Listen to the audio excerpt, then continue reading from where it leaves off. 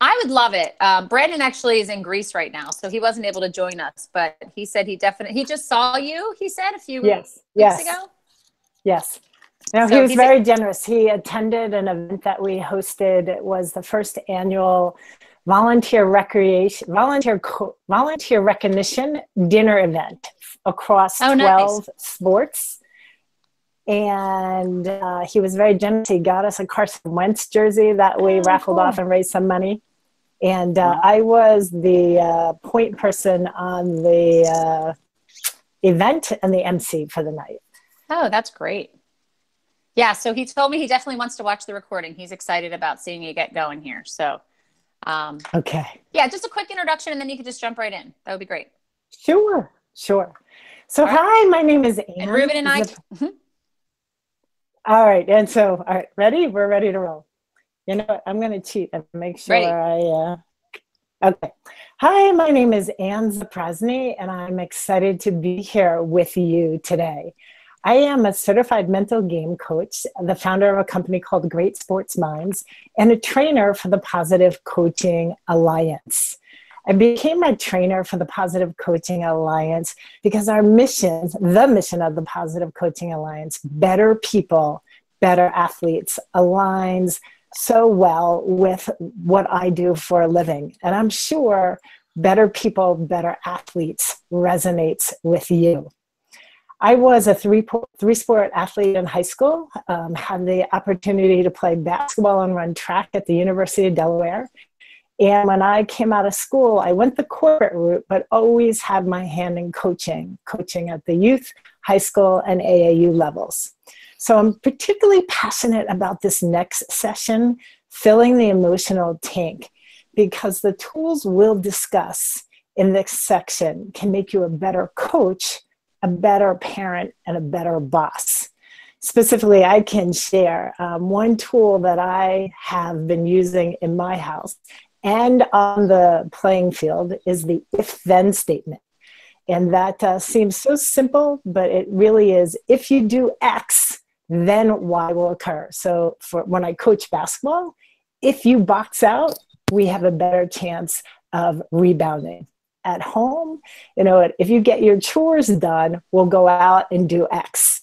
I've embraced that and used that pretty readily in my house. So I'm excited, and so let's just jump into it.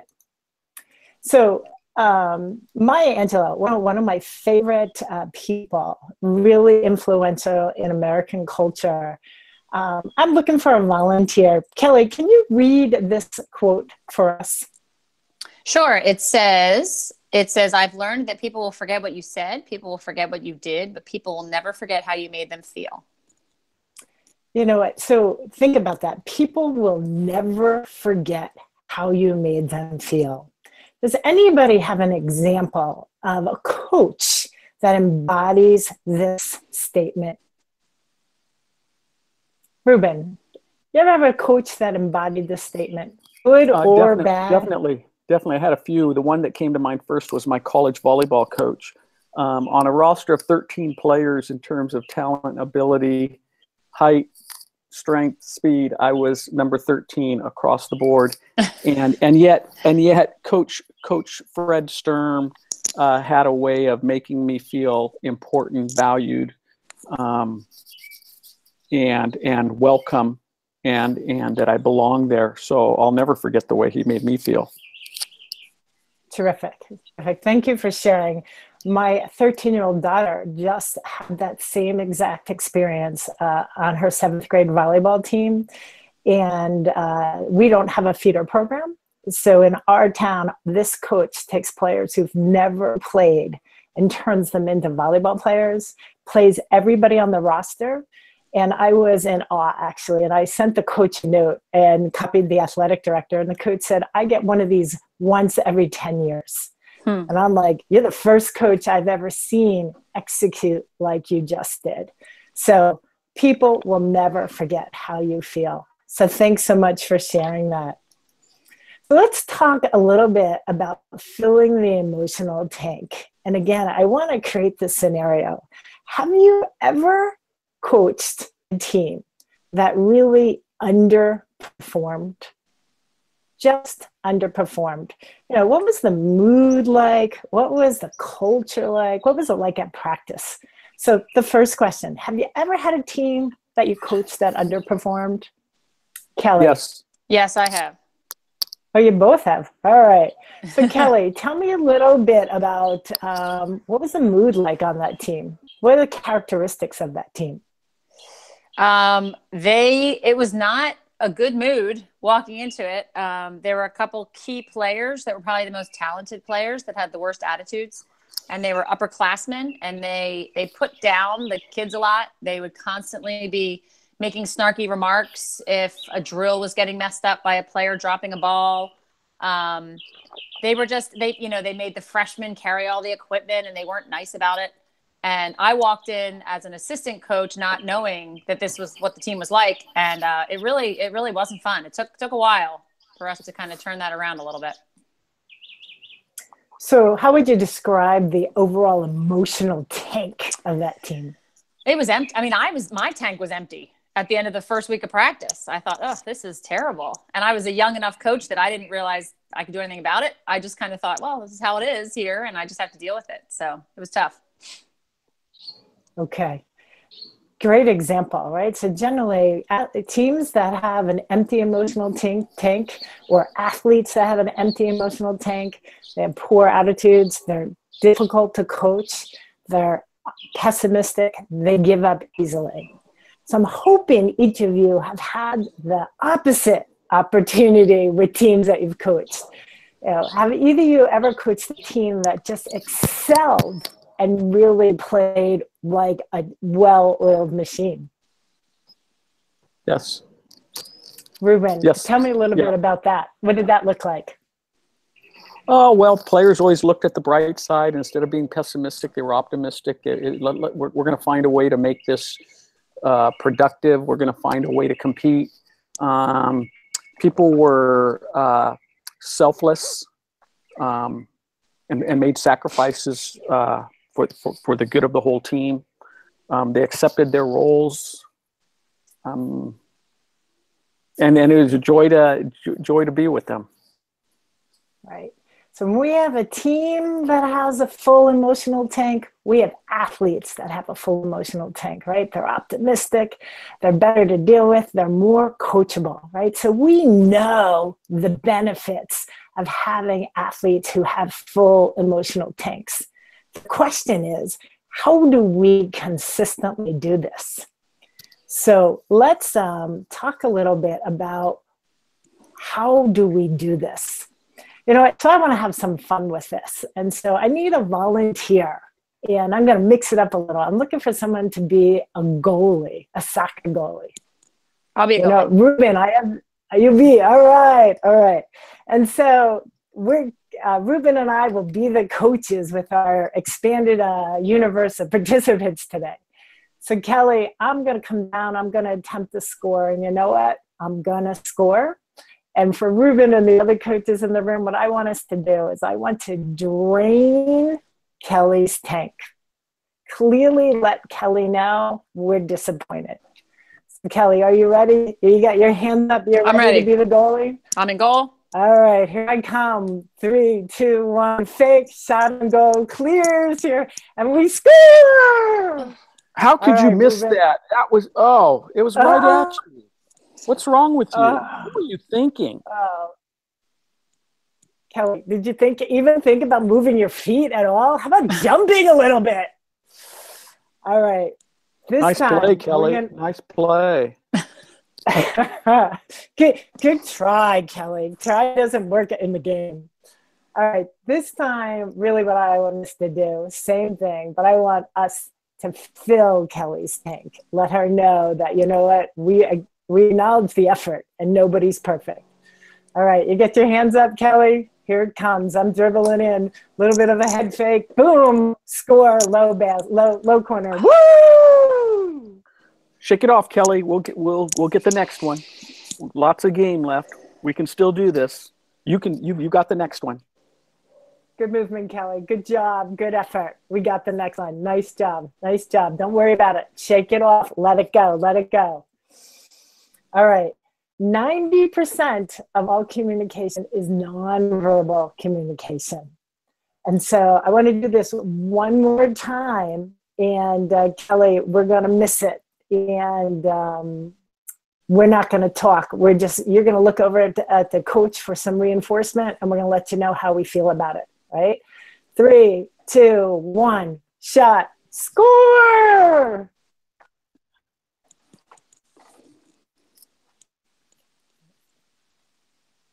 All right, we're coming at you one more time, Cal. This time, we're going to give you some positive nonverbals, right? So I'm coming at you. 3, 2, 1, shot, score! It's all right. It's all right. It's all right. We got it. It's okay. Yeah, my nonverbals are full of verbals. So Kelly, when we drained your tank, how did we make you feel? I felt terrible. I felt like I let the team down. Okay. Right. And part of it is, what did we do that really caused us to drain your tank? Right. We were openly critical. The second time around, we had some nonverbals that clearly let you know we were not pleased. Second time around, when you gave it your best effort, but we filled your tank, how did we make you feel? I felt supported, like my team had my back and they were forgiving. Okay. And Ruben, what was the difference in your behavior when we were trying to fill her tank and be positive despite the outcome? I was ready to just get on to the next play. I think the first time I just wanted to get off the field. Great, great. So we know what fills the tank is very specific feedback, expressing appreciation, good job, that was Ruben's words. Our nonverbals, it's okay, you'll get it next time, our body gestures, right? And so what is the one thing most coaches can do to be more effective? And that one thing that coaches can do to be more effective is to increase their positive to negative feedback. So any guess on what that ratio is? We had it up there. So I think it's at least double. I think you have to have double the positive. So 2 to 1. 2 to 1. Yeah, Ruben, 3 to 1. Thoughts? 3 to 1. I was in a workshop last week, and when I shared it was 5 to 1, I had coaches go, I think you're making that up. I think each year you're increasing it. But the studies show that if coaches can up their ratio, their plus to negative ratio, athletes perform better. It's as simple as that. And we know that's not an easy thing to do. It's important at both the youth level, the high school, and the professional levels. Finding ways to provide positive feedback is important. At the professional levels, we're fortunate. Phil Jackson is one of our national spokespersons, and he'll share, as he became more familiar with the importance of the magic ratio, that even at the professional levels, athletes who are paid to play the game crave the feedback. And so he'll tell you today his magic ratio is 3 to 1. But as he adopted this, his teams went on to win several national championships, NBA championships. So I want to give you a scenario and give you the opportunity to think about how do you use some of these tools, or how do you use this approach when you have a team that is full of athletes that thrive on positive feedback, but the team is struggling and needs lots of correction.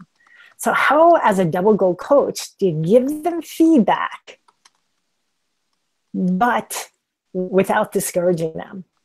So just take a moment. Ruben, Kelly, chat among yourselves. Get into a small group. Let's take about a minute. And let's tap into your coaching expertise, because this can be completely unfamiliar territory. I know I've had teams that have underperformed in the past. So thoughts, how do you as a double goal coach give them feedback, but keep them motivated and without discouraging them. Kelly, any thoughts? We just talked in our group about how it's really important, especially for the younger kids, to appreciate what they are doing well and what they are improving on first, rather than picking out all the things they're doing wrong.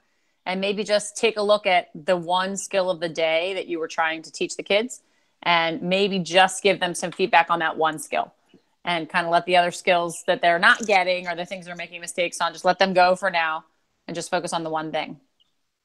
Super. Thanks for sharing that. How about Ruben? What did your group come up with? Oh, we talked a lot about some of the things that Kelly articulated so well. And we also talked about how when we are correcting or giving a critique, to do it, to be aware of the tone of our voice, make sure that we're not expressing frustration or anger, but that we're providing information, and that our tone conveys that we're there to help and support the athlete. Super. I love the tone. Two things that I learned in my coaching experience from others is, one, if I'm working with youth, folks shorter than me in my 6-foot structure, is that I get down on my knee, make sure I get down to their eye level to give instruction. And then the other is really focus on the things they can control: attitude, effort, hustle, etc. And so, you're trying to teach skills, but sometimes in the game that I know best, basketball, some of it is all effort, right? You don't have to be a great basketball player to give out full effort. So let's transition and talk a little bit about some of the tools that are in your book. So if you grab your book and turn to pages 35, I want specifically to talk about, Kelly, we're actually, I thought we would down the slide back, one slide back. Yep, sorry. Tools for providing effective feedback. Yep. One, avoid non-teachable moments. And I kind of think of that as, when the pan is hot, right? Avoid non-teachable moments.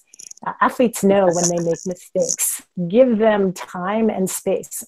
If you are truly interested in becoming a mastery coach, one of the things that we recommend is, if an athlete makes a mistake in a game, don't pull them out right away.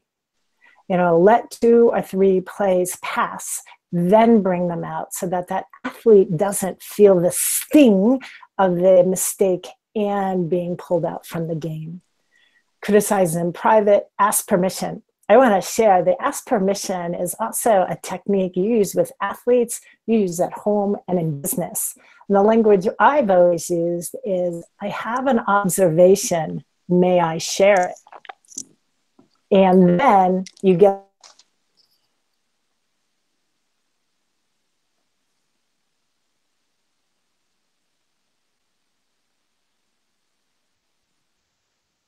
moment in your particular sport to think about how you might use if-then statements. So again, I'll give an example for my sport, basketball. If you box out, we increase the likelihood of getting rebounds. If you transition quickly, if you transition to the key and then step out to pick up the player, will protect the paint in the event of a fast break. So Kelly, I think in your sport is either field hockey and lacrosse. Any thoughts on how you might use if-then statements? Yeah, I often say, like for picking up a ground ball in lacrosse, if you get, we call it 2 butts down. So the butt of your stick gets really low and their own butt gets low. So we often say, if you keep 2 butts down, it'll be a lot easier for you to run through the ground ball and just scoop it up smoothly. Super. 2 butts down. You've given me a new talk track. Yes, Super. 2 butts down. And Ruben, I'm thinking that doesn't work for volleyball. Do you have an if-then statement that might make sense for your sport of choice? If you get your elbow back, you'll have more power on your serve. Super, super, right? So simple technique, but if I think about my personal journey as a coach, right, we might have said, get back, box out, right? So change the tone, struck through the if-then. In essence, you're instructing and helping for the behavior. So let's jump to tools that can help you reach that positive to negative ratio. And again, if you take a look in the pages 35, 39, and 41, you'll see these. I love these. I think the first one, the buddy system, can significantly change the culture of implement and use this consistently. So my youngest is 13, and every time she's on, there's just girl noise. And I believe this past winter, with the use of the buddy system, you'll change the culture. So what is the buddy system? Ruben and I, you and I are partners. We're at basketball practice, and we are partners for the whole practice. The choice is for the whole practice or for just one drill. I like the whole practice. And my job as your partner is to look for you doing things well. At the end of practice, the coach pulls the team in and looks for quick feedback from each participant to share what did we see our partner doing well. So Ruben, we just ran through a whole basketball practice, and you're my partner, and the coach wants to debrief on this. Can you give me an example of something I might have done well that you might have observed at practice? Anne always gave me a high five and an encouraging word whenever I missed a shot. Super, super. So imagine the power if every day at practice you partnered players, and I would be purposeful to make sure that rotation happens throughout the entire team. And your team will then learn how to see the good in their teammates. So I think this one has so much potential at really building a culture that fills the e-tank of your team systemically. The second is positive charting, which is really ownership of the coach and maybe the assistant. You envision a chart, your athletes down the left, and across the top, I would list the skills or the behaviors I'm looking for. That would just make my writing easier. And when I'm at practice, my assistant and I would be looking to note and record specific behaviors. And ideally, we're going to capture 3 to 5 during practice. Practice comes to a close, the kids leave. They come back the next day. We begin practice sharing this positive charting. So I might go, Kelly, I noticed yesterday at field hockey practice, at lacrosse practice, you absolutely did super drop with the double butts down. You stayed low, you kept your stick low, scoop, and you ran through. And so we begin the practice laser-like, giving specific feedback to each athlete. Start the practice with the tank filled, their emotional tank filled. The third is the winner's circle. And I love the winner's circle, and I've expanded it, right? So imagine at the end of the game, right? You win, emotions are high. You lose, emotions are down. Regardless of whether you win or you lose, you bring your team together and you ask your team to share, what did we do well? Specific examples, either as a team play or individual play. And then the coach goes last. Regardless of whether you win or you lose, you're looking for something positive to share. I've taken this 2 steps further, and at the beginning of so in this past basketball season, which was really the first season I had the opportunity to use it with a boys' high school rec program, we'd start the game, and normally I'm in the huddle and I'd go, this is what we need to do, right? I start the huddle and I go, all right, gang, what are 3 things we need to do to get off to a strong start? And they're looking at me, but then they answer me. And then we're at halftime. Instead of me going in and starting the dialogue, I bring them in and I go, okay, first half, what did we do well? What are 3 things we need to do better? And when I made that shift, it was really fun because what I did is I empowered my team. I empowered my athletes. And I basically said, I trust and believe you. And their responses were spot on. These are smart kids. They know how to play the game. So you get their feedback, and then you just polish it. And so these are three tools that are detailed further in your book that I believe can really go a long way at helping you fill the emotional tank of your athletes. And so that's what I have for today's session. That's it. Yes. Well done. All right. How'd you feel going through a principle, Anne? Pretty good. Pretty good. Good. Good, good, good. Ruben, was this the first time you got to see Anne do this? I don't know if you were on for her last demo. I was on for Anne's first demo, and I went back to my notes. Anne, was there anything in particular that you were trying to do differently or enhance this time? Yeah, so I rewatched it. I rewatched my video last night, and the feedback was, could I modulate my pace and tone a little bit better? And the other, which you didn't critique on, but I was like, hands nonstop in the video. And I was like, oh my goodness, you got to calm that down. So I was looking to try to vary the pace, bring the energy down a little bit. I think the energy was like super jazzed on the last one, just kind of bring it a little bit and modulate, and not to have my hands so active. Well, congratulations. And you had asked specifically to try to bring in some more examples. Well, yeah. So congratulations, because I think you executed on all three of those. Absolutely. You know? Yep. You know, so congratulations on that, on having a plan going in and then on executing it. Yeah, and I thought your first demo was strong. I thought this one was even stronger. Some of my favorites, when the pan is hot, as an example of non-teachable moments.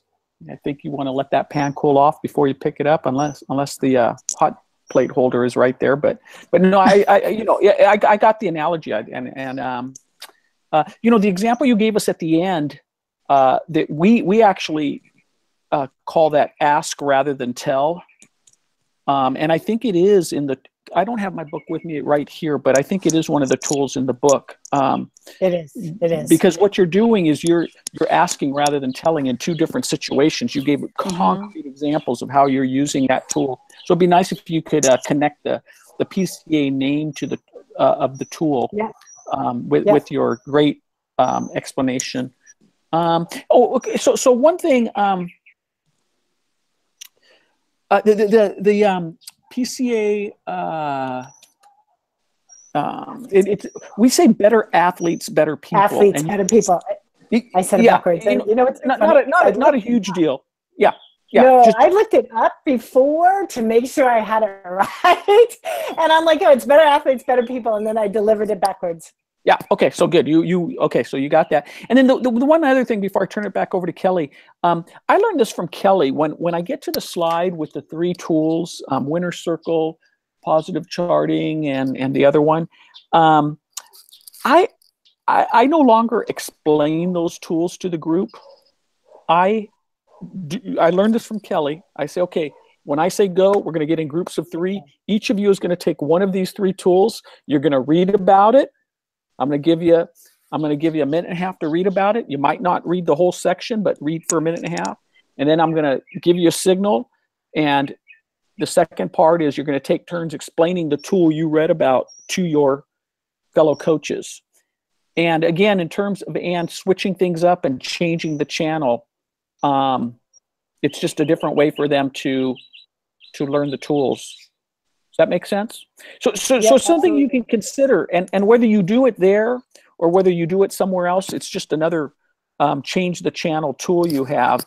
And you know, if you're running short, it does take a little longer to do it that way. So let's say you're running short on time. Well, then maybe you explain the first tool, then you say, okay, the second tool, I want you to read about it, and I'm going to call on someone to explain it to the whole group, and then you know, so you don't have to have them read all three, but if you're short on time, but there's different ways to use that, and I learned that from Kelly.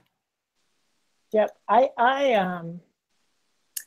think engagement on buddy system, positive charting, and winners circle is absolutely critical to getting them to consider using it. Mm-hmm. Absolutely. Mm-hmm. Right. Yep. Yeah, back to absolutely. you, Kelly. No, that's okay. Just on that same slide, before I jump around, I actually saw a trainer who put the people into groups, like maybe groups of 5 or 6, and they actually practiced the buddy system. They did a fictitious sport. They were on a team. Okay, guys, everybody's going to get in a huddle. So he had like 5 or 6 huddles around the room, and he had them practice. Okay, now tell your buddy something they did really well in the game today. And then tell your buddy something that you think they should work on for the second half or focus on for the second half. And the coaches really got into it. And it was just a skit. They were kind of acting it out. And then he explained positive charting, and they were still in their same groups. And then they actually did a winner's circle again. So it was just kind of a different way to do it too. It's just to have them actually role play. And I thought that was a pretty good way to do it too. And I think you're just very, very poised and very comfortable. And I had the privilege of being able to meet you in person. And I think you have such a presence. You have a very confident demeanor, but humble as well. And I think that's a fine line that you make that line very simple. You're really easy to listen to. And I like the way, you're smiling, but you're also talking about things seriously. So I appreciate that about you. I enjoy listening to you. A lot of the things that I did look back as well. And I think you did a nice job at sprinkling in personal experience and personal stories. And I liked that they were some about your kids, some about coaching, some about you. I think that was a really good balance, and it helps me know who you are, because if you're going to be up front at my workshop talking to me for 2 hours, I want to know a little bit about who you are, not just the material. So I thought you did a nice job there. And even using, right off the bat in the beginning, the example of your daughter's volleyball coach. I mean, and I'm sitting there thinking, wow, how many letters have I written to my kids' coaches? Well, you know what? This was my phone call this morning, and I was going to weave it in, and I didn't weave it in.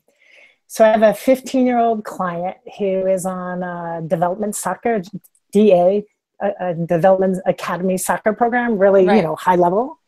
And I work with her on how to listen to her coach and not react to her coach. Right. And so he just rips her all the time. And the phone call I got, they're out in California, and we went through, he might bench you. He's going to yell at you. You might not start. We went through everything so that she could be game ready regardless of what could happen. So her father calls me up, and he's like really complimentary and full of praise. And he goes, she's playing the best she's ever played. She's relaxed and she's prepared. And he's like, guess what? And he hasn't been yelling. And he said, it's the best she's ever played. And we're so grateful. Right. So I was going to link that really because we as a society don't do this well. I have a business. Right. Exactly. Yeah. And so I had that, and I just didn't weave it in, but it was my intent to weave it in because I see the, almost devastating impact of coaches not doing this. Yeah, absolutely. We have my 15-year-old daughter's playing very competitive travel lacrosse this summer for the first time in a different league. And every time we go to the games, we see parents screaming at officials and parents yelling. And my husband always leans over to me and says, that's job security for you. I'm like, that's not really what I want to hear, but yeah, it is. So I liked the way that you weave in those stories. I think that does help me make a connection to you and to the principals, which are great. You also did a really nice job, get into small groups, and you're very clear in your explanations, talk with a partner. I liked that a lot. And then again, you brought in your own experience. You are 6 feet tall and I get down on their level. Like everything that you asked us to do, you gave us an example. So it made it super clear and easy for us to understand, which, sometimes you might take that for granted because you're used to doing that, but not everybody does that. So I thought that was very clear. Also bringing in what you said about asking permission, like this is what I do. I say, I have an observation. May I share it? Now that's something like I would take away from your workshop. And, rather than just saying, ask permission to the athlete, you actually gave me a verbal example of how you do that. So I thought that was great. And the if-then statements, anything, again, the practice that you can have the coaches do in the workshop is more beneficial than any theory or research that you can tell them. And you had Ruben practice an if-then statement. You had me give an example of an if-then statement. So I just practiced that in the workshop. Now, when I go out to the field, tomorrow, I'll be able to actually remember. Wait, I said that. I remember using that. And you also brought up, my personal journey as a coach. I used to say, get back. What are you doing? Pick up the ball. I love that vulnerability. Anytime I think we can be vulnerable about, this is how I used to do it. And I wasn't getting anywhere. Now, if I would have just said, if you get back on defense, or if you box out, or things like that. So I think just the examples are really great. I like the way you talked about the buddy system. At first I was like, okay, she's going on really long about the buddy system, but I think you did a beautiful job at weaving it into the culture, because overall the culture of the team is going to be more beneficial. If you have a strong, positive culture, then a lot of these things are going to fall into place. So I really like the way you took something simple tool like the buddy system and you weaved that into, systematic team filling, I think you called it, because it truly is. And it's just a valuable tool for coaches to use when kids are at each other or they don't know each other. It's like, it's hitting all the spots. So I do like the way you stressed that, the power, I think you even called it the power of the buddy system. And I also love the way you talked about empowering athletes. Again, I like that link to the culture. The culture on your team is that your players know you value them. And it's just so powerful to be able to do that. And I think if you can have a theme, one of the themes that I have going through all my workshops is that all of these principles can defend a positive culture. And each one of them has another way to contribute to that culture. So I think you did a nice job at pointing out examples of how all of these principles can add to that culture. I'm excited to see what you would do in a full workshop, because again, I've seen you, I've met you in person, and I've seen you do the introduction, and I've seen you do this one. I'm excited to see what other creative things you have up your sleeve to get these coaches to work with these principles and do things with the principles. I do think that you added in, two of the suggestions were great. I didn't see a ton of difference in your voice, in terms of your voice, your tonality and volume. Yes. But like in terms of, mixing it up, I thought, your voice was it's very soothing. It's very poised. It's very controlled. So, throwing in something in a different part of the workshop to kind of spice things up a little, maybe would be a suggestion. But again, I'm being nitpicky because you are very, very smooth and very strong. So if I have to grab at something, that might be it. But Kelly, can you give us a more clear example of what you mean by that? Actually, it's one of the things that I've seen Ruben do, because I think Ruben's pretty controlled in his workshops as well. And I think this was years ago, the first time I saw Ruben actually yell at a player in a workshop, and say, "What are you doing?" And it just caught me off guard, because I was like, wait, I didn't expect that to come out of his mouth. And I just thought that's just an example of how to just mix things up a little, because we just expect everything to be at the same pace, and this is what we're doing, and this is what's next, and this is an example. So when you just kind of mix it up and come out of your comfort zone and shake it up a little bit, it just keeps the coaches on their toes. And then Ruben, I don't know if you want to speak to that, if it's something that you do intentionally or it just comes out sometimes, but. Oh, I definitely do it intentionally. Yeah, no, that was a good, clear example. Mm-hmm. Yeah. And I think, for me, and this, you've seen me do a workshop, I think I'm more on the high energy end to start off with. So when I bring things down, that's where I get my emphasis. When I bring the energy level slower, that's my point of emphasis, not having to raise my voice, but having to actually lower it. Well, sometimes. Kelly, I've observed you actually lowering your voice to emphasize a point. Right. And when I see you do that, everybody leans in, and the point that you're making stands out. It's delivered at a softer volume. Mm-hmm. It's a magic. So, Anne, I mean, again, again, this is something that, I just started thinking about with a lot of people. We have a lot of very, very strong people in this course right now. And I think maybe it's because I have so many demos coming up, but you're a person that I don't feel that you need to do a final demo. I think you have you have really strong grasp of the content. You have the presence, you have the ability, you're a great facilitator. And so I would love to give you the option to be able, if you'd like to do a final demo for us on a different principle, the more practice, the better. But if you're comfortable, I would much rather see you get out and practice with live coaches at a real workshop than to have you do a video demo for me again. I know the last one that you did was in March, and then now it's June. So I don't know how long Well, it would I take was you to do it. stupid. I should have just done it then. Yeah. I just should have just got it on the calendar. I am comfortable, and perhaps that was a goal of mine. Yeah. And so I would be comfortable trying to jump in with a, on one of the future sessions. Yeah. So I think I just sent you, I don't know how far you're willing to travel, but August is our busiest month by far. So finding a workshop in July, I'm looking it up right now to see if there's any even out your way. Finding workshops in August and September are not hard to do. I don't know what your schedule looks like with those months. So tell me a little bit about the other programs. Are the other programs, in essence, the same principles packaged differently? Basically. Like when I look at the schedule. Yeah, that's what I thought. Yes. Right? And yes. Basically they are. It's the only ones I'm going to stop.